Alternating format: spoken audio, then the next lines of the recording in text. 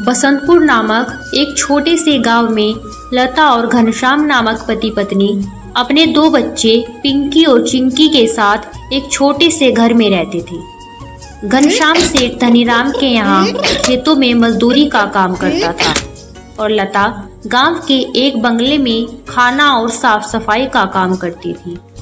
दोनों पति पत्नी खूब मेहनत और मशक्कत करके अपने और अपने बच्चों का पेट भरते थे। यूं तो हमेशा ही गर्मी के समय 40 डिग्री तक तापमान चला जाता था, लेकिन इस साल तापमान बहुत ज़्यादा बढ़ गया था, जिस वजह से बसंतपुर गांव के लोग बहुत ज़्यादा परेशान थे। दिन हो या रात हो, लोग गर्मी से बेहाल थे। इस साल तो बहुत ज़्यादा गर्मी पड़ी है। इतनी धूप में काम करना बहुत मुश्किल हो गया है। घर से बाहर निकलो तो पसीना बारिश की तरह टपकने लगता है। इतनी गर्मी में तो काम पे भी जाने का मन नहीं होता। ना जाने इस साल की गर्मी कैसे कटेगी। चलो अच्छा ठीक है, मैं काम पे जाता हूँ, नहीं तो सेठ गुस्सा करेंगे।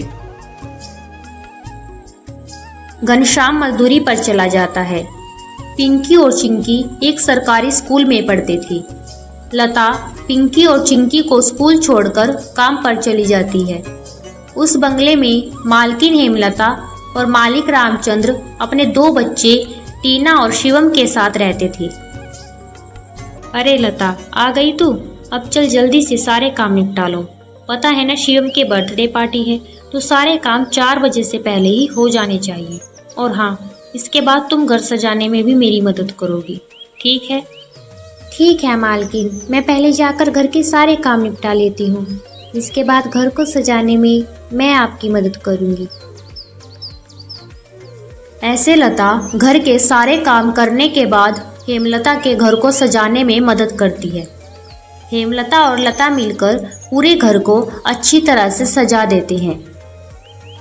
अच्छा मालकिन, मैंने घर के सारे काम निपटा लिए हैं और पार्टी की सारी तैयारी भी हो गई है, तो अब मैं घर जाती हूँ। हाँ ठीक है, लेकिन पता है ना तुम यहाँ शिवम की बर्थडे पार्टी है, तो तुम शाम के 7 बजे बच्चों के साथ पार्टी में आ जाना। और हाँ, मुझे तुम्हारी थोड़ी मदद की भी ज़रूरत होगी। ठीक है मालकिन, मैं शाम के समय बच्चों के साथ यहाँ आ जाऊंगी। ऐसा कहकर लता घर चली जाती है और दोनों बच्चों को तैयार करके शाम को 7 बजे पार्टी में आ जाती है। पार्टी बहुत ही शानदार होती है। लता के बच्चे इतना बड़ा घर देखकर कहते हैं, अरे यार चिंकी, यह घर कितना बड़ा है और कितना सुंदर भी है ना। बाहर कितनी गर्मी है, फिर भी इनके घर के अंदर कितना ठंड लग रहा है। पिंकी और चिंकी की बातें शिवम सुन लेता है और वह उनसे कहता है, अरे हमारा घर इतना ठंडा इसलिए लग रहा है क्योंकि हमारे घर के हर कमरे में एसी लगा हुआ है। तुम्हें पता है एसी बहुत महंगा होता है। ओह, मतलब कि एसी लगाने से घर बहुत ठंडा हो जाता है। दीदी, हम भी अपने पिताजी को अपने घर में एसी लगाने के लिए बोलते हैं। हमारे घर में भी बहुत ठंडा लगेगा। जब केक कटने लगता है तो पिंकी और चिंकी एसी की ठंडी ठंडी हवा खाते खाते शिवम के कमरे की तरफ चले जाते हैं और शिवम के कमरे के बाहर खड़े होकर एसी की ठंडी ठंडी हवा का मज़ा लेने लगते हैं। एसी की ठंडी ठंडी हवा खाते खाते वह दोनों कमरे के अंदर चले जाते हैं। दीदी, यह कमरा तो सबसे ठंडा है, इसमें कितनी ठंडक है। और दीदी ये देखो, ये बिस्तर कितना सुंदर है, बिल्कुल मखमल जैसा। दोनों बेड पर बैठ जाते हैं और ठंडी ठंडी हवा का आनंद लेने लगते हैं। देखते ही देखते 15 मिनट बीत जाते हैं और आराम करते करते कब दोनों की आंख लग जाती है उन्हें पता ही नहीं चलता। इतनी ही देर में अचानक से शिवम की बहन टीना कमरे में आ जाती है। वह पिंकी और चिंकी दोनों को शिवम के बेड पर लेटा देखकर जोर से भड़कती है। ये दोनों मेरे कमरे में क्या कर रहे हैं? माँ, इधर आओ, देखो ये दोनों मेरे बेड पर क्या कर रही हैं। टीना की आवाज सुनकर हेमलता कमरे में आती है। तुम दोनों अभी के अभी मेरे बेड से उठो। पिंकी और चिंकी हेमलता की आवाज़ सुनकर जग जाते हैं और लता भी हेमलता की आवाज़ सुनकर भागी भागी चली आती है। क्या हुआ मालकिन? आपकी बहुत जोर से नीचे आवाज़ आ रही थी। क्या हुआ ये पूछ, क्या नहीं हुआ ये देख नहीं रही तू?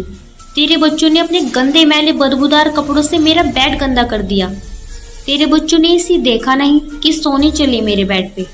हद होती है यार। मैं तो तेरे बच्चों को इसलिए बुलाया था कि इनका भी थोड़ा मन लग जाएगा। इन्होंने ऐसी पार्टी लाइफ में देखी नहीं होगी, ये भी देख लेंगे।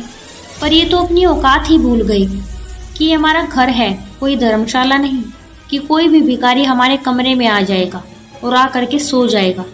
तो अभी की अभी अपने बच्चों को लेकर निकल यहाँ से। और हाँ, कल से काम पर भी आने की कोई ज़रूरत नहीं है। मालकिन ऐसा मत करो, मेरी बात तो सुनो। बच्चे नादान हैं। मैं वादा करती हूँ आगे से ऐसा कभी दोबारा नहीं होगा। ये मेरी आखिरी भूल समझ कर माफ़ कर दीजिए मालकिन। मुझे काम से मत निकालिए मालकिन। इस काम के सहारे तो मेरा घर चल रहा है। यह तेरी सरदर्द है। अब तो यहाँ पर काम नहीं कर सकती। अब तो अपने बच्चों को ले और यहाँ से निकल। हेमलता लता और उसके बच्चों को घर से बाहर निकाल देती है और आगे से काम पर आने को भी मना कर देती है। अब लता के पास कोई काम नहीं था। घर का सारा भार अब घनश्याम के कंधों पर आ गया था। हे भगवान, आज तो खाना बनाने के लिए आटा भी नहीं है। अब मैं आटा कहाँ से लाऊं? मेरे पास तो अब और पैसे भी नहीं है। और जो तनख्वाह घनश्याम जी को मिली थी वह सब घर खर्चे में खत्म हो गई। मेरा क्या है, मैं तो पानी पीकर भी सो जाऊंगी। पर बच्चों का क्या? भूखे पेट इन्हें नींद कैसे आएगी? आ गए आप? आज घर में राशन खत्म हो गया है। आज खाने में कुछ नहीं बना है। कोई बात नहीं, आज मैं खाना साथ लेकर आया हूँ। सेठ जी के यहाँ दावत थी तो उन्होंने कुछ खाना बच्चों के लिए भी दिया है। ऐसे उस रात तो वह सभी खाना खाकर सो जाते हैं। अगली सुबह लता फिर से अपनी मालकिन हेमलता के घर जाती है और उससे थोड़े पैसे उधार मांगती है। मालकिन, मेरे घर में खाने के लिए एक अनाज का दाना भी नहीं है। कृपया आप मुझे थोड़े पैसे उधार दे दीजिए। तुझे देने के लिए मेरे पास कोई पैसे वैसे नहीं है। मैंने तुझे पहले ही काम से निकाल दिया था। फिर तेरी यहाँ आने की हिम्मत कैसे हुई?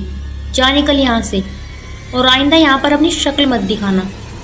हेमलता की कड़वी बातें सुनकर लता घर वापस जाने लगती है।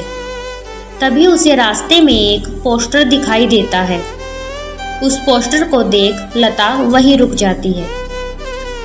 पकौड़े बनाने वाले की ज़रूरत है। अधिक जानकारी के लिए इस दिए गए नंबर पर कॉल करें। पकौड़े बनाने तो मुझे आता है। अगर यहाँ मेरी नौकरी लग जाए तो घर का खर्च चलाने के लिए कुछ पैसे आ जाएंगे। ऐसा सोचकर लता उस पते पर पहुंच जाती है। भैया, मैंने आपका पोस्टर देखा। आपको किसी पकोड़े बनाने वाले की ज़रूरत है? हाँ, ज़रूरत तो है। तुम पकोड़े बना लोगी? क्या तुम्हें पकोड़े बनाने आते हैं? हाँ जी, मुझे कई प्रकार के पकोड़े बनाने आते हैं, जैसे मिर्च का पकोड़ा, पालक का पकोड़ा, पनीर का पकोड़ा और भी कई प्रकार के पकोड़े मुझे बनाने आते हैं। तो ठीक है, तुम आज से ही काम पे लग जाओ। ऐसे लता पकोड़े बनाने वाले के साथ काम पर लग जाती है और ग्राहकों को पकोड़े सर्व करने लगती है। ऐसे ही शाम हो जाती है और रमेश के सारे पकोड़े बिक जाते हैं। चलो, आज तो सारे पकोड़े बिक गए, लेकिन आज तो बस तुमने पकोड़े सर्वे किए हैं, लेकिन कल तुम्हें पकोड़े बनाने भी पड़ेंगे। हाँ साहब, मैं बहुत ही स्वादिष्ट पकोड़े बनाना जानती हूँ।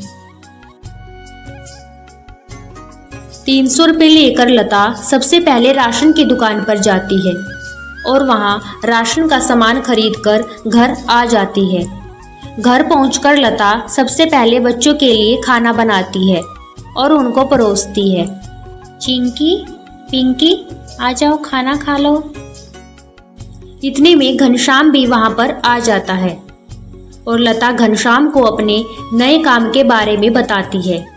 इस तरह सारे मिलकर खुशी खुशी खाना खाते हैं।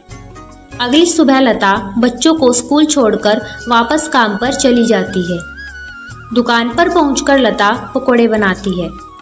लता के बने हुए पकोड़े ग्राहकों को बहुत पसंद आते हैं।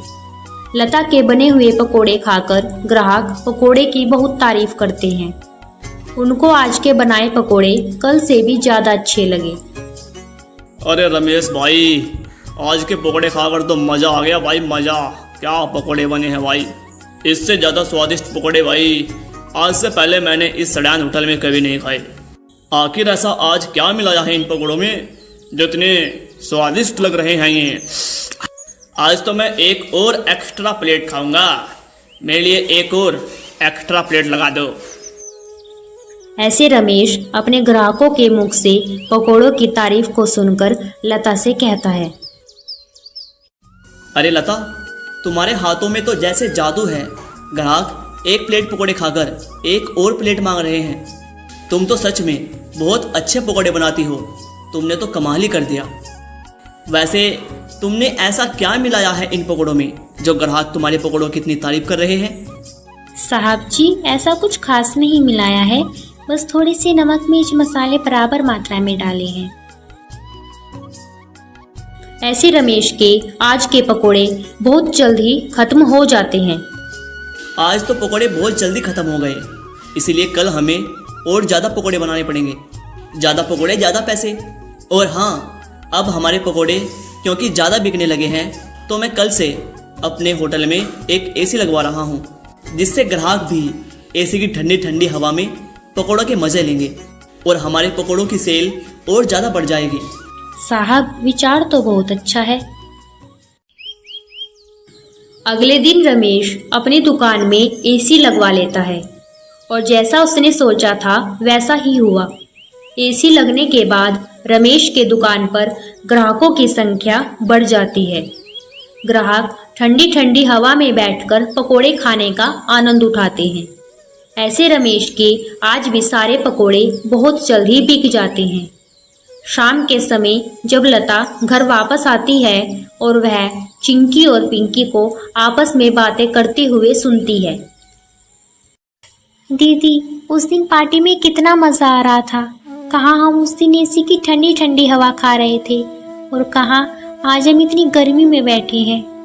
काश हमारे घर में भी एसी होती तो हम भी एसी की ठंडी ठंडी हवा खा रहे होते। इतने में लता अंदर आ जाती है। अरे पिंकी और चिंकी, तुम दोनों क्या कर रहे हो? तुम दोनों ने अपने स्कूल का होमवर्क किया? चलो जल्दी से अपना अपना होमवर्क कर लो। मैं खाना बनाने जा रही हूँ। इसके बाद खाना खाकर जल्दी सो जाना। कल तुम्हें सुबह उठकर स्कूल भी तो जाना है ना? ठीक है माँ, हम स्कूल का काम करके आते हैं। ऐसे दिन बीतते जाते हैं और लता के हालात पहले से ठीक होते जाते हैं। ऐसे ही एक दिन सुबह लता काम पर जा रही होती है, तभी उसे भंगार की एक दुकान दिखती है।